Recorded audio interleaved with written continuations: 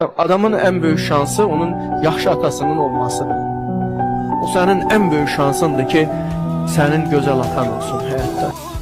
Elə bir nəfər sənə tayata öyrətdim. Mənə mahir ol, sözümüz yaşan. Sən mənim ən böyük dayağım sana yatar. Sən mənim ən böyük dayağım sana yatar.